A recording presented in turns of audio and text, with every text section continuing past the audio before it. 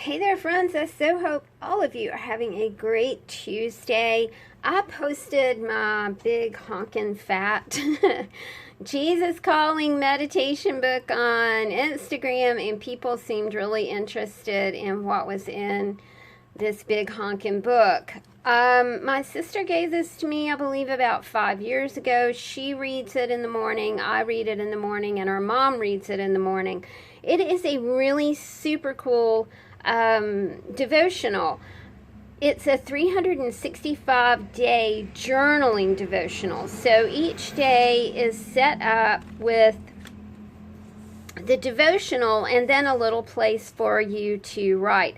I'm sure that this was probably only supposed to last for a year, and then maybe you would purchase I think there are several of these type of devotional books by Sarah Young. I can't remember the rest of them right now, but anyway, there seemed to be interest in this, so I wanted to do a little video, and probably because she's such a chunky monkey, we will do it in a couple of videos, so you can kind of see how I work with my Jesus Calling devotional by Sarah Young.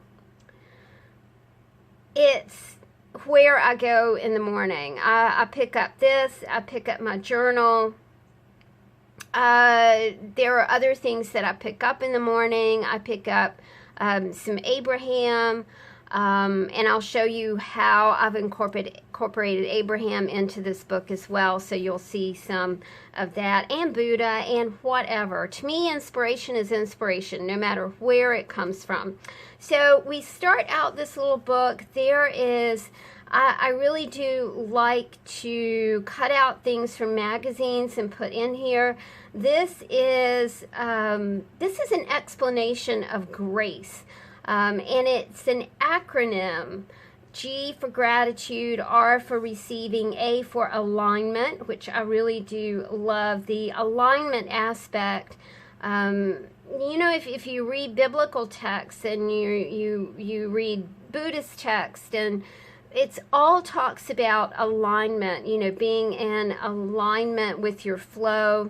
I'll just read a little bit. There is ease and doors opening for us. People, money, and resources will show up on our path to help us achieve our goals. Therefore, we must always be awake to our goodness and take inspired action to manifest our desires into reality. And that's a really great explanation of alignment. C is commitment, and E is expression. On this page, I have where this book should go in case of my transition into non-physical. This is something that I've had in this book forever and ever. It talks about independence, the characteristics of an independent person: autonomy, a tendency to form few but deep friendships, a philosophical sense of humor, a tendency to resist outside pressure, and transcendence of the environment rather than coping, which to me that really speaks about, you know, the Buddhist monks who will meditate when it's freezing cold outside. So transcending the environment rather than coping. That's a good thing to take into winter, because I have a really hard time transcending the cold environment. These are children at St. Jude's. When I get anything from St. Jude's, I tend to clip out the pictures and put them in this little meditation book.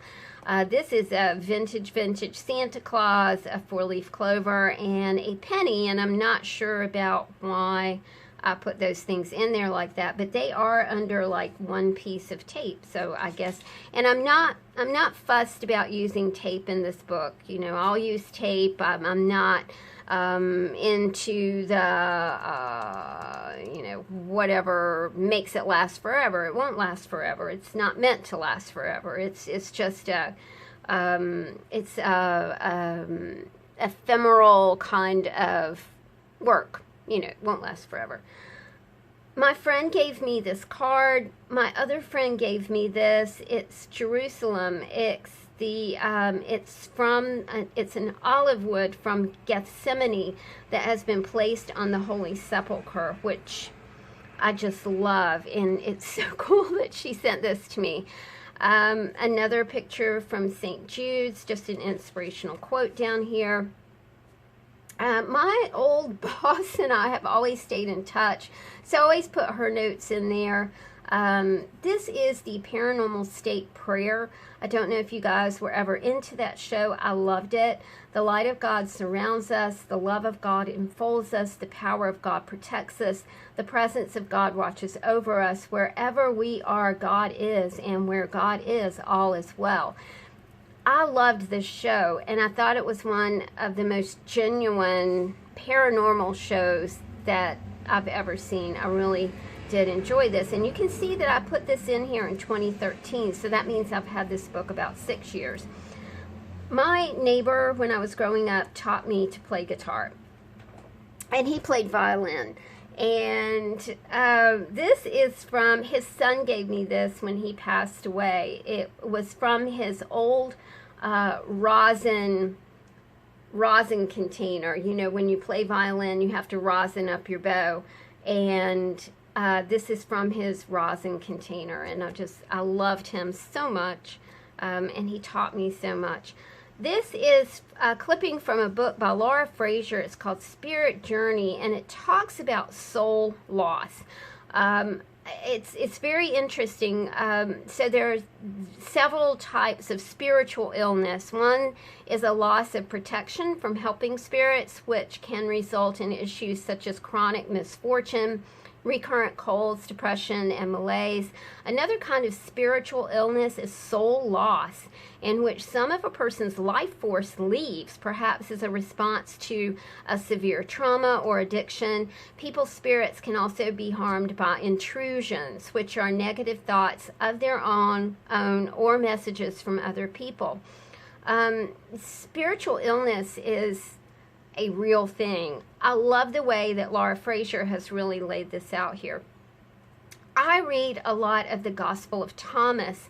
The Gospel of Thomas is one of the Gnostic Gospels. It is not recognized in a canonical way. It's not ever going to be in the Bible. It's 114 sayings of Jesus. And one of my favorites is, "It will not come by watching for it. It will not said, look here, not be said, look here or look there. Rather, the Father's kingdom is spread out upon the earth, and people don't see it." If you've ever watched the movie Constantine, there are mentions of the Thomas Gospel, and I'm sure other movies as well. These are more protection prayers. This is a great article called "What Would Your Mother Say?" and it was in Richmond Family Magazine. What would your mother do if she could hear the way you speak to yourself? What would your mother do if she could hear the soundtrack in your mind that repeats over and over again that you're not good enough, patient enough, nice enough, sister enough, daughter enough, wife enough, or mom enough? It's a very, very good article. If you guys are interested in it, I'll see if I can kind of reprint it, and I'm not going to, of course, sell it, but I would love to get it to you because it really does raise some valid questions. This is a little bit of private space, private journaling right here. I've just taken a card and stuffed things in it, and then used a little tab right here to kind of close that up. This is a photo of me and my brother and my sister. And the way that and this is a photo of Chris. The way I arranged this is the preface of the book. And I just made like these photographs are kind of little tip-ups here. I think that's right. One of my favorite songs is He Knows My Name by Francesca Batticelli. And it's odd because I found this card and it just, you know, it really spoke to me. And then like at the same time I was introduced to this song, which is I don't need my name in lights. I'm famous in my Father's eyes. Make no mistake, He knows my name. I'm not living for applause. I'm already so adored. It's all His stage. He knows my name. So just bam, bam, just went together really, really beautifully. This is a card from my mom and dad. This is a quote from Ram Dass. I'm not going to read the whole thing. You'll see that a lot of your emotional suffering is created by your models of how you think the universe should be and your ability to allow it to be as it is, which is so important. Let's read that again. A lot of your emotional suffering is created by your models of how you think the universe should be and your inability to allow it to be as it is. That's just so important, my friends. Another little flip up here. Our present troubles are small and won't last very long. They produce for us a glory that vastly outweighs them and will last forever. So we don't look at the troubles we can see now. Rather, we fix our gaze on things that cannot be seen. And this is one of my favorite things. For the things we see now will soon be gone, but the things we cannot see will last forever. I just think that's so valuable.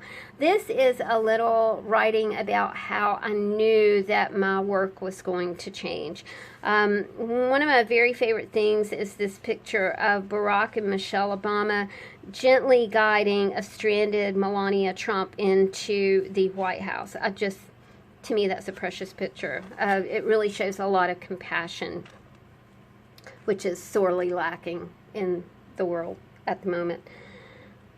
I think this is January the 1st. Someone gave me this awesome picture of Pope John the 23rd, which is really super cool. This is a little note from my friend. When I had to go back to work, serious work, not serious work, I was a tech at a hair salon, and all the people I worked with were 18, and it was not fun. But the people that worked there were so great. I kept this in my car, and I would pray over it every morning. And this is A Course in Miracles. This is lesson 1. This is Jenny Belly's business card, which I love. This is another picture of my sister and my nieces and my brother-in-law. This is an explanation about why Gothic design is so over the top, which is very, very interesting. There's a book called Clockwork Dynasty that I am a huge fan of. It is a dystopian novel. I do love dystopian novels. If you are reading anything in that vein, please let me know. This is from the book. I copied it. Then I lifted up mine eyes and looked, and behold, his body was like the beryl, and his face as the appearance of lightning, and his eyes as lamps of fire. It is a description from Daniel.